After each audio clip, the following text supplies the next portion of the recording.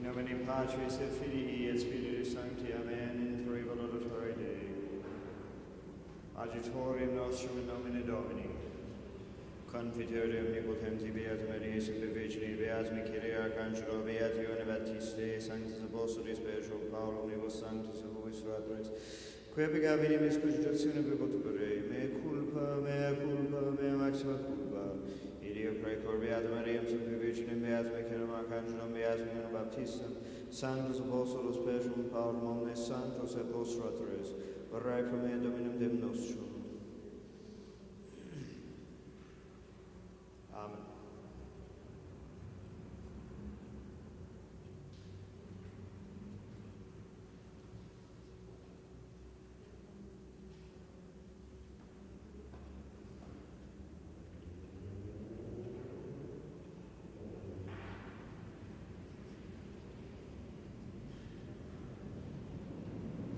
Misa de vestre omnipotens Deus et Misa peccatis vestris vita propos vita indulgentiam absentiam et remission peccatorum nostrum true nobis omnipotens et misericordiae Dominus. Deus tu conversus vivificabis nos, ostendi nobis Domini misericordiam tuum, Domine exaudi orationem meam, Dominus vobiscum. Oremus.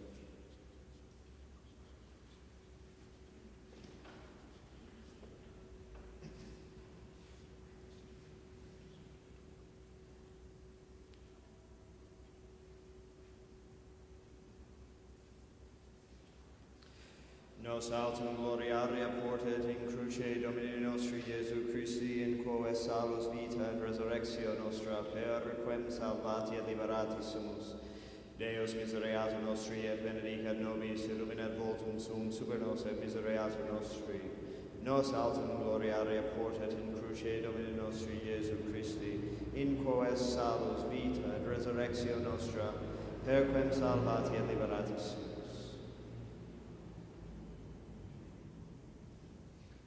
Kyrie eleison, Kyrie eleison, Christe eleison, Kyrie eleison, Kyrie eleison. Dominus vobiscum. Oremus. Omnipotens semper Deus, nobis ita Dominice passionis, sacramenta per agere, ut indulgentiam percipere meriamur, per iundem Dominum nostrum Iesum Christum Filium Tuum, qui tegum ut regni ad unitatis Spiritus Sancti Deus, per omnia saecula saeculorum. Oremus. Omnipotens semper Deus, qui ad cultum sacrarum imaginum, ad serendum beatum Ioannem celesti doctrinam et admirabili Spiritus fortitudine imbuisti, concede nobis eius intercessione et exemplo, ut quorum colimus imagines virtutes imitemur et patrocinia sensiamus. Per Dominum nostrum Iesum Christum Filium Tuum, qui tegum ibit regna ad unitate Spiritus Sancti Deus, per omnia saecula saeculorum. Lectio Ieremiae Prophete. In diebus iris dixit Jeremias, Domine demonstrasti mihi et coniovi tunc, ostendisti mihi studieorum, et ego quasi agnus mansuetus, qui portator ad victimam et non coniovi, quia cogitaverum super me consilia dicentes, mitamus lignum panem eius, et eradamus eum de terra viventium. Et nomine eius non memoretur amplius, tu altum Domine Sabaoth, qui judicas juste et probas rennis et corda videam impulsionem tuum ex eis tibi enim revelavi causam meam, Domine Deus meus. Ego altum dum mihi molesti essent indueba me cilicio et humiliaban et iunio anima meam et oratio mea in sino meo convertetur iudicam Domine nocentes me expugna impugnantes me apprehende arm et scutum et exorge in adjutorium mihi.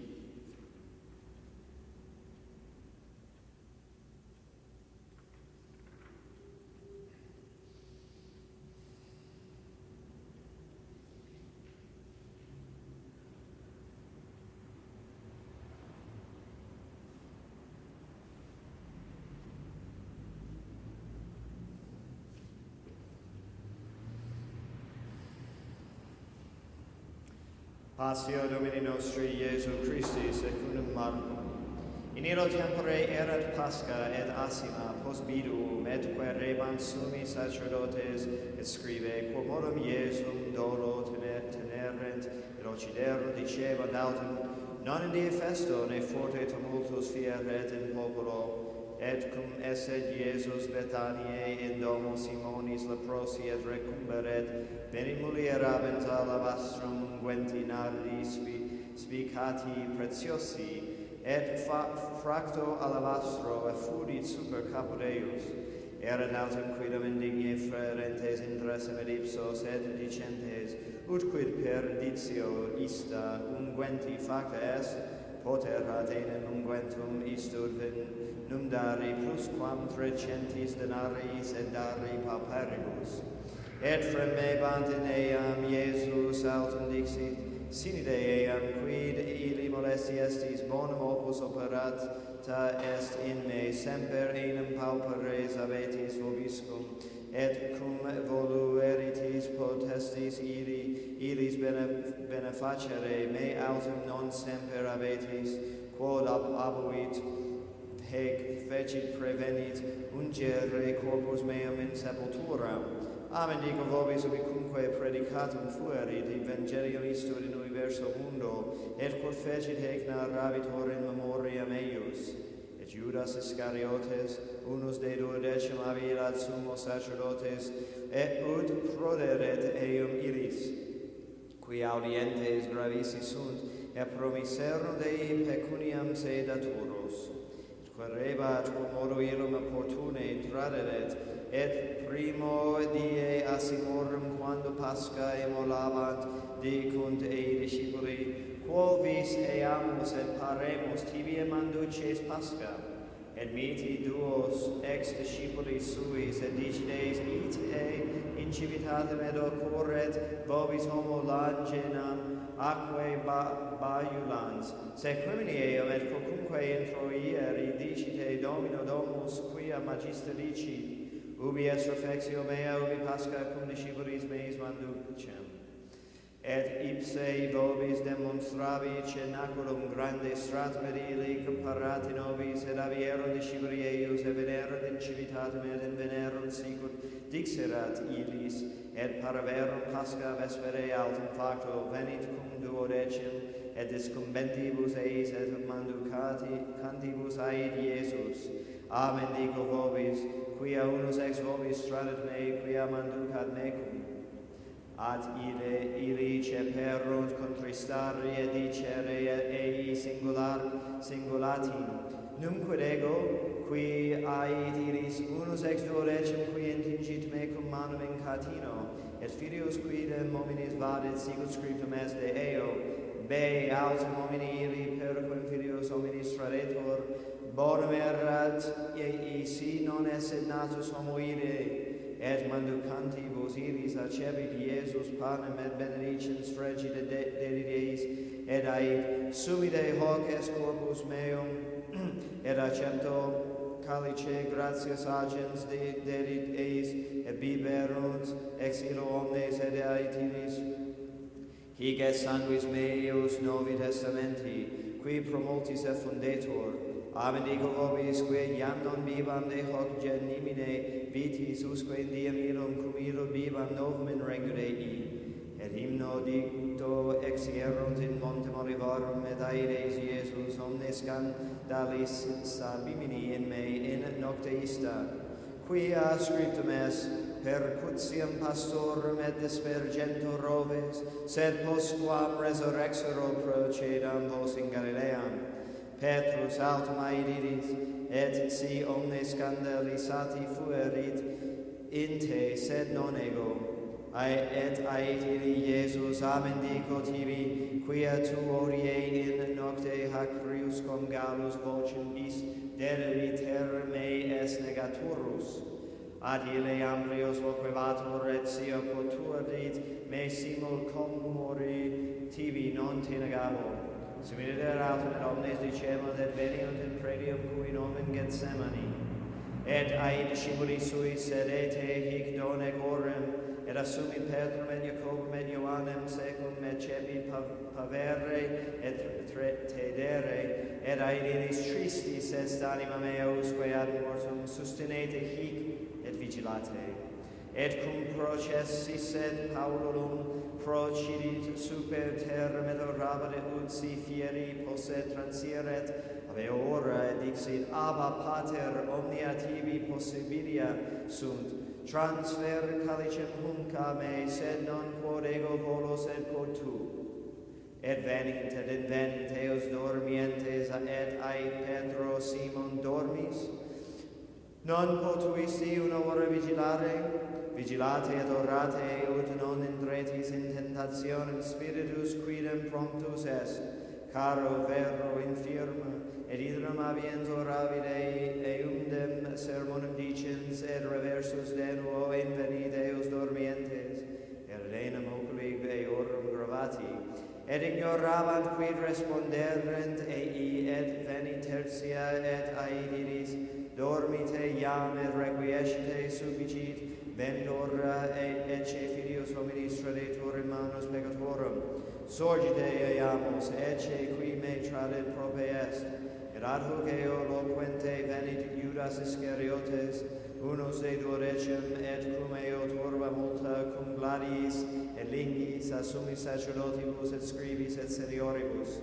dedet ad autem traditore eius igimeis dicens, quem cumque osculatus fuero, ipse est tenete eum et ducite caute.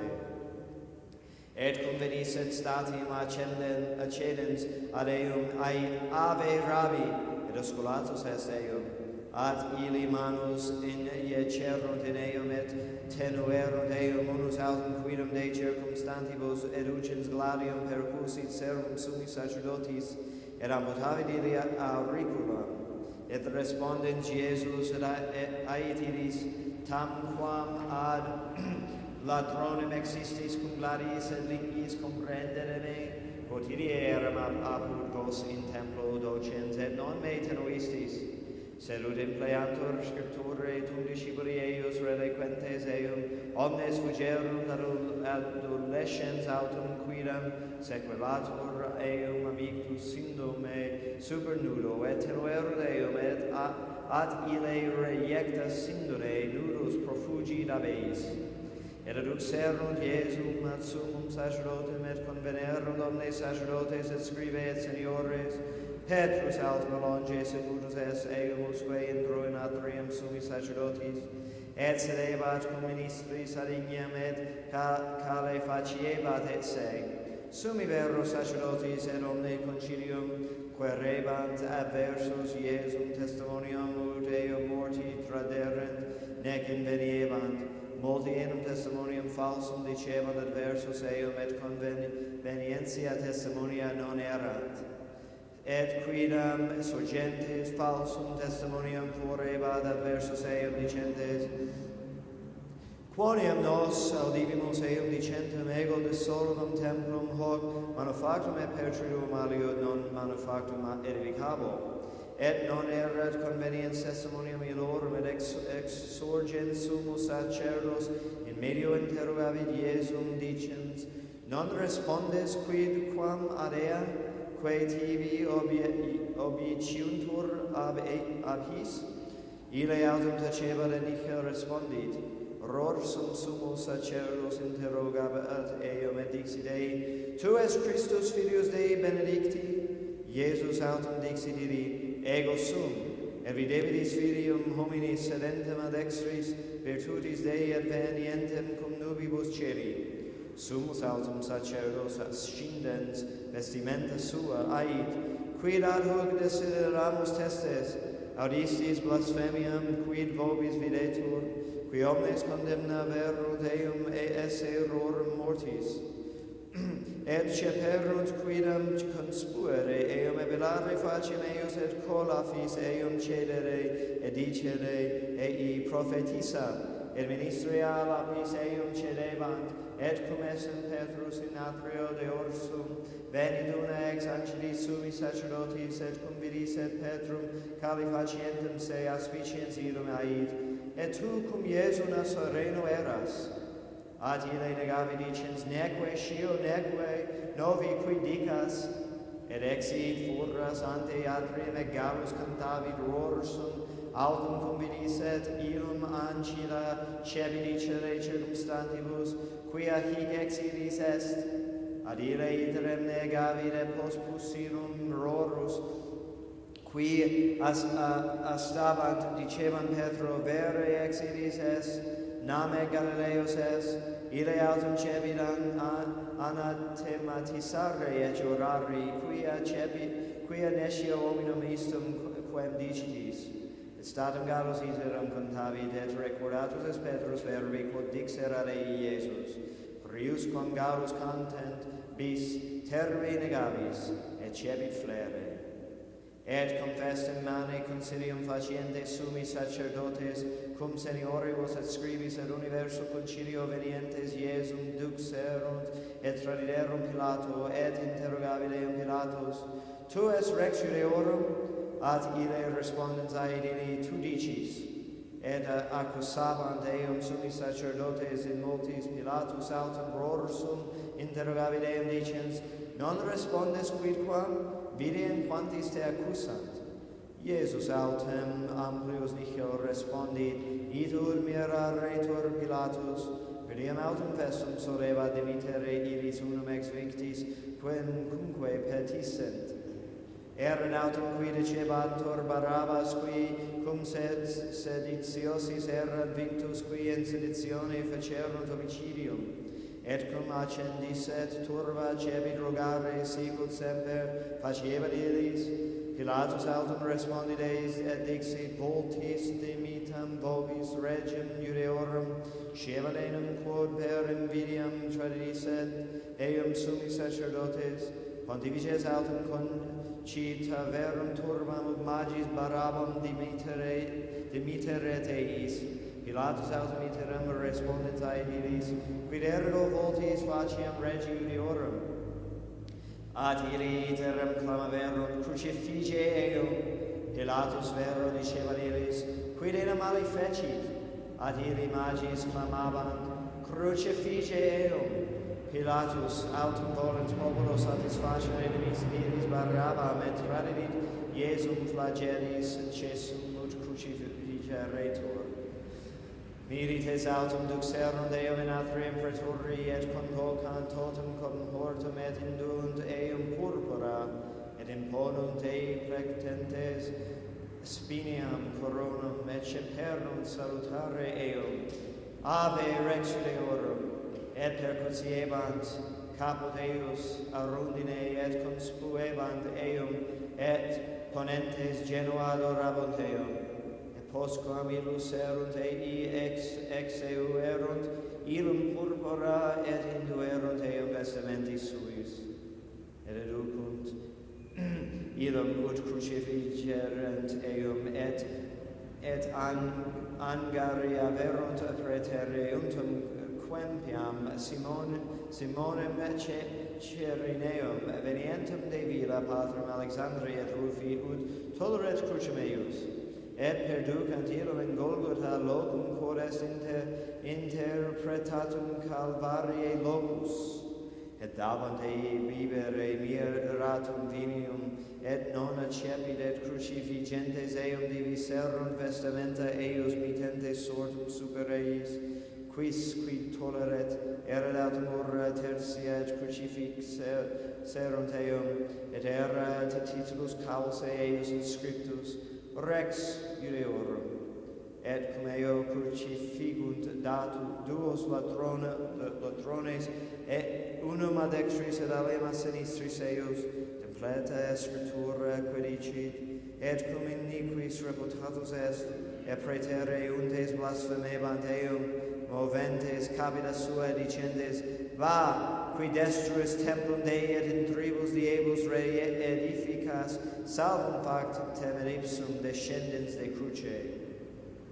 Similiter et summi sacerdotes in illudentes ad alterutrum cum scribis dicebant, alio salvus fecit, se ipsum non potes salvum facere, Christus Rex Israel descendat nunc de cruce, ut videamus et credamus. et qui eo meo crucifixi erunt convivsi avanto rei, et facta ora sexta tenebrae facta per totum terram, usque oram nonum, et ora nona exclamavit Iesus voce magna dicens, Eloi, Eloi, lama sabachthani, quod est interpretatum Deus meus, ut quid dere requisti me?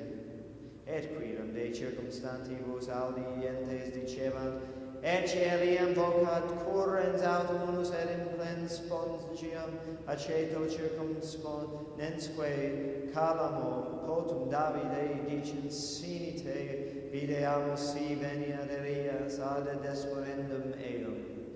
Iesus autum misa voce magna expiravit.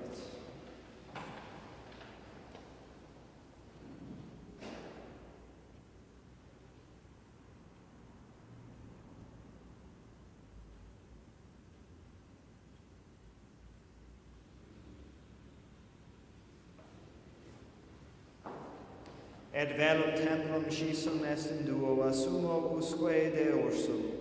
Videns autum centurio, qui ex adverso stabat, quia si clamans expirasset ait. Vere hic homo filius Dei erant autum et mulieres de longe aspicientes, inter quas erant Maria Magdalene, et Maria Jacobi, minoris, et Iosef mater, et Salome, et cum esset in Galilea, sequabantur eam et ministravant ei et aliei multe, quae simul cum eo ascenderan Hierusalima.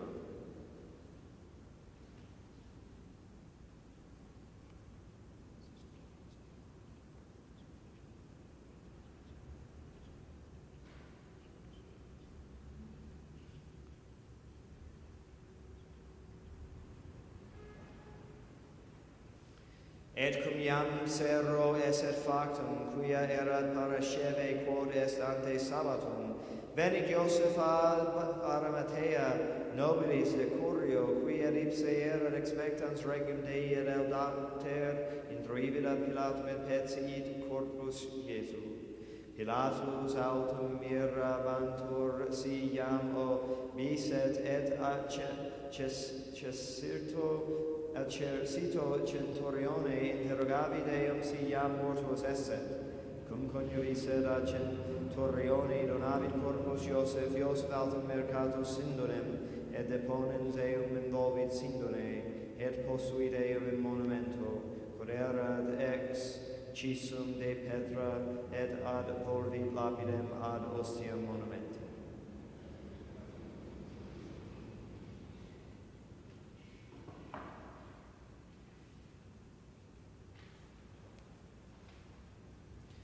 Dominus vobiscum.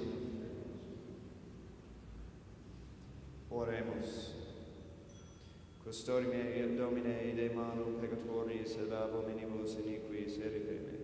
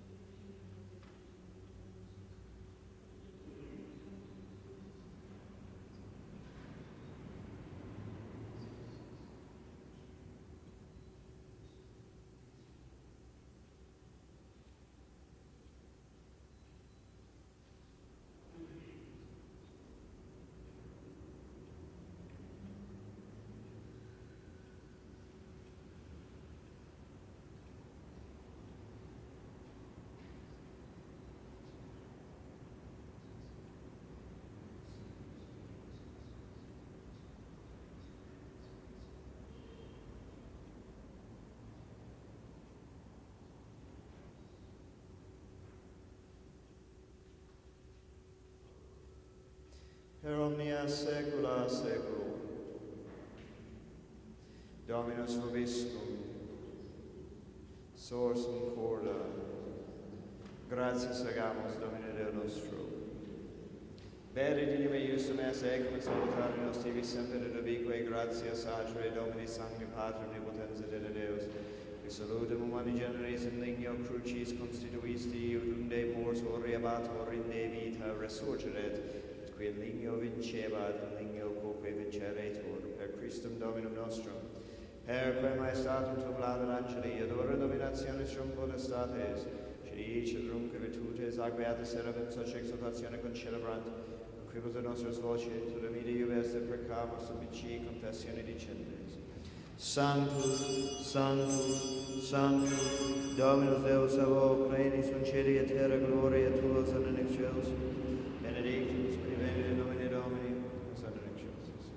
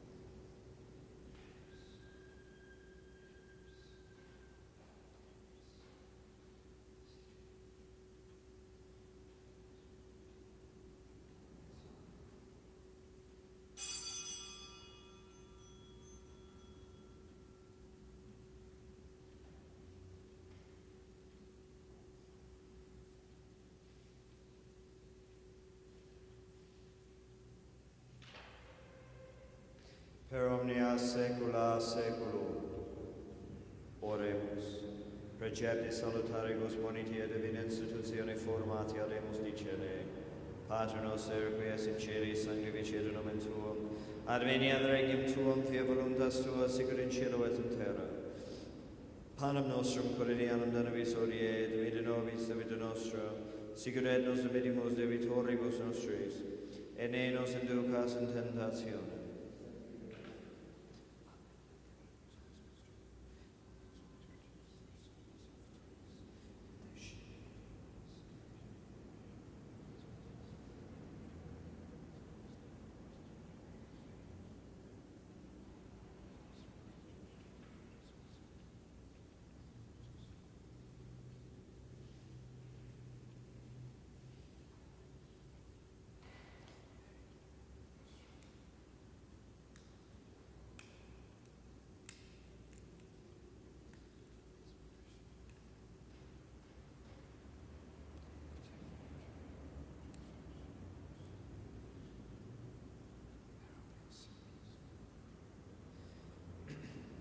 Per omnia saecula saeculorum.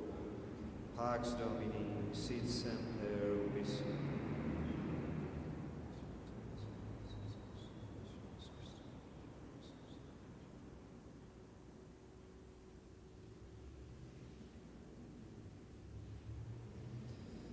Agnus Dei, qui tollis peccatum mundi, miserere nobis.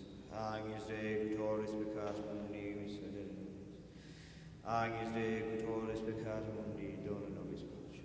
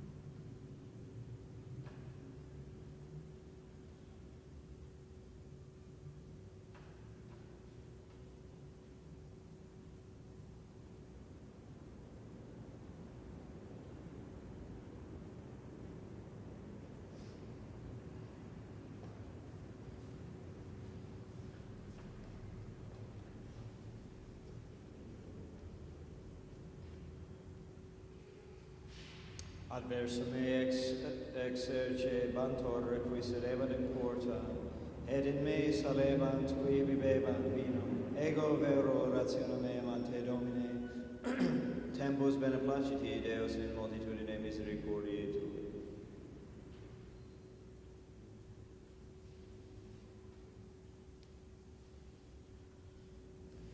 Dominus vobiscum.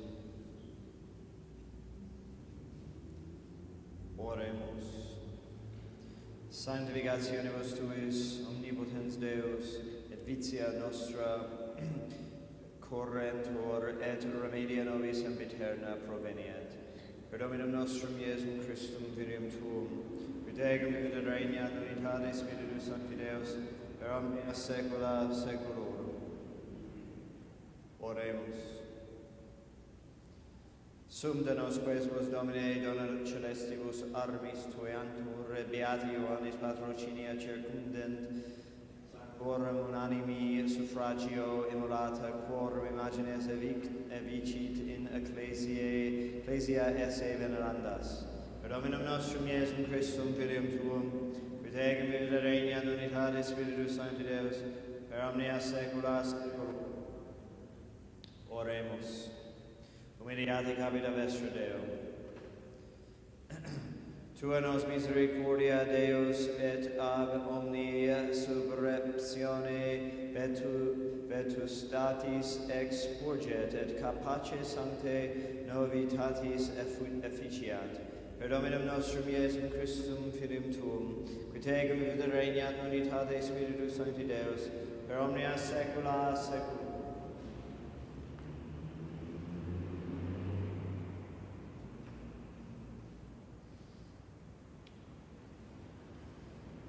Dominus vobiscum. Benedicamus Domino.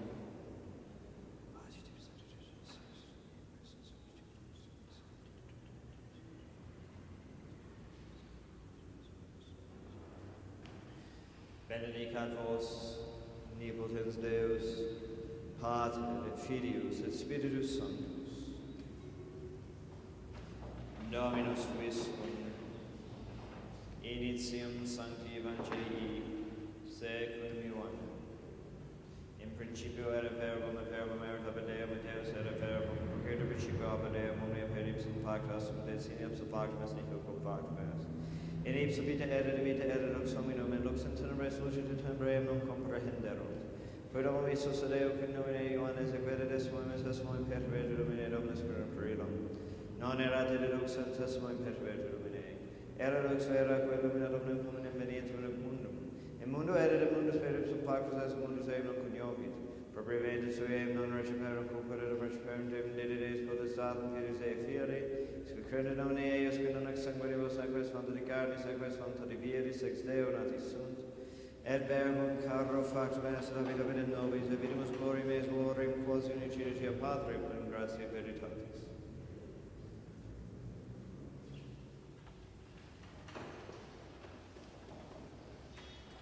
Dios te salve María, llena eres de gracia, Señora es contigo, bendita eres entre todas las mujeres y bendito es el fruto de tu vientre Jesús.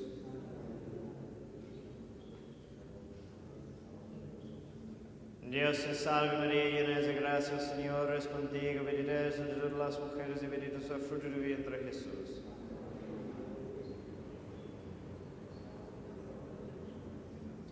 Dios te salve María, llena eres de gracia, Señor es contigo, bendita eres entre todas las mujeres y bendito es el fruto de tu vientre Jesús.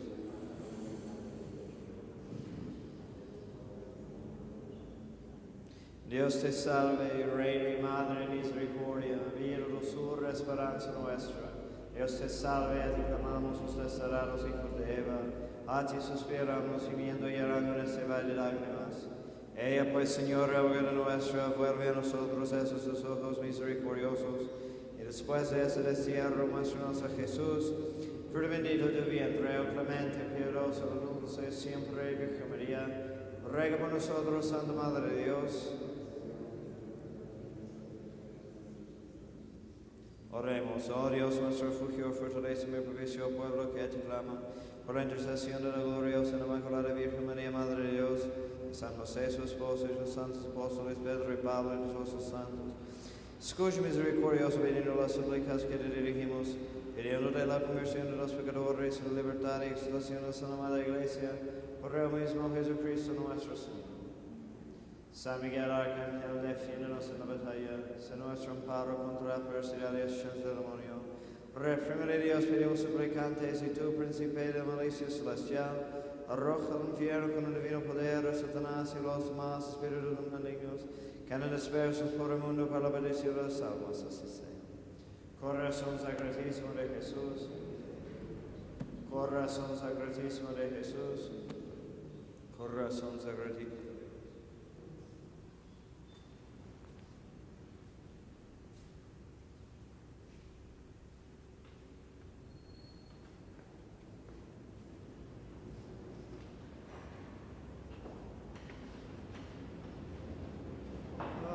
Regina Cerum,